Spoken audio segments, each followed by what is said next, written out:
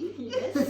How did we get to this spot in Ginnie and Pinney? Well, do you remember I was one of your students while you were lecturing at Monash?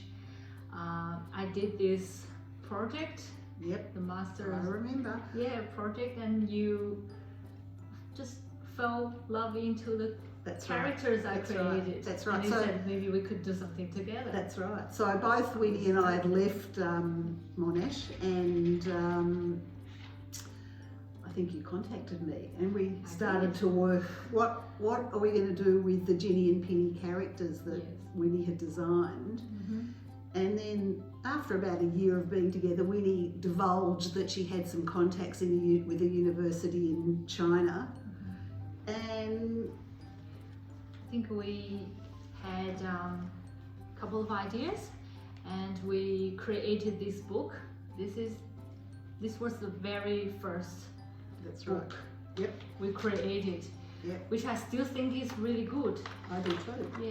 But the idea was to teach English as a second language, and we presented it to a whole lot of academics in China. I think I'm having a bit of it. Yeah. And they really liked the characters, but they wanted some more academic underpinnings. So remember, we came back here and then we went and saw a whole lot of brainstormed again. University academics about teaching English as a second language in China. And no one really seemed to be able to have a consistent kind of idea. And so I think in 2014, I was reading the paper one morning, and it had in the Age, and it talked about teaching ethics and empathy to young children, and a light switch went on, because this is something I'd been sort of writing and doing for a long time prior to Ginnie and Pinney. And then we went on to that track, and we went back to China again. I think did you go without me that time and presented the concept? Yes, we had 4 stories at that time based on teaching kids ethical thinking and empathy, and I brought those ideas and those 4 very initial books to the academics again into China, and they quite liked our ideas, and they said it was like a big improve compared with the first. And I think prior to that, I had contacted, through that article, I contacted the Victorian Association for Philosophy in Schools, or Philosophy for Young Children, and found 2 academics, Dr.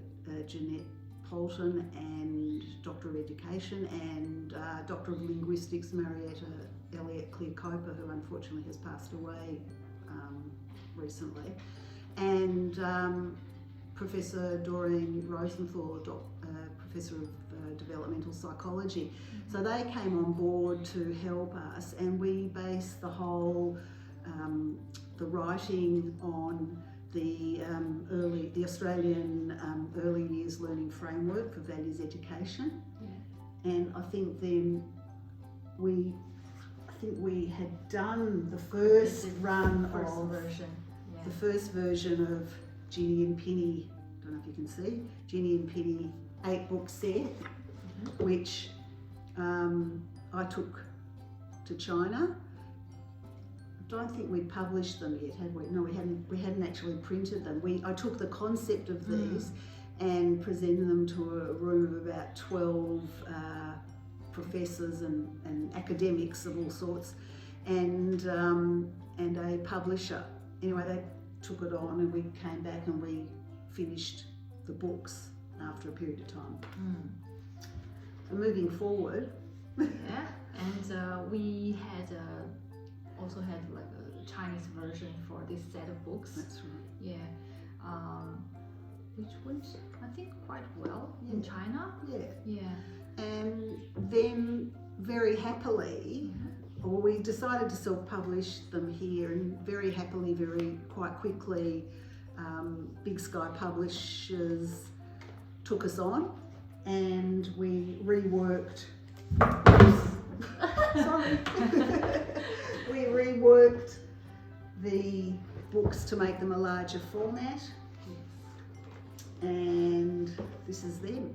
Yes. So I believe the first 2 single books that are going to be out in the trade is this one and The winner. Pinney the Winner, wherever it is. I think It was here. Yeah. yeah, and Pinney the Winner. So what we didn't say is, because I've got an animation background, we decided we would do little animated videos to match each book, and they're accessible on the back of the books, each book through the QR code. Yes. And we had a teacher resource written, very comprehensive teacher resource written by Vivian Pollock, who was an ex-head of an early learning centre. And We've also got some felt puppets made in Nepal. Nepal, fair trade, little Yes. finger puppets, which we haven't got right now because we're not in our office space due to COVID, thank you.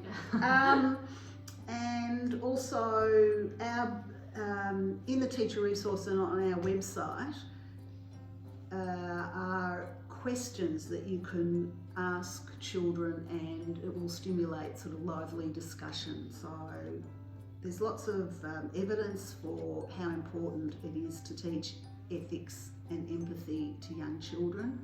If you go to our website www.ginnieandpinney.com.au, you can have a look at some of the evidence that we've used to help us with the development of the stories in the books.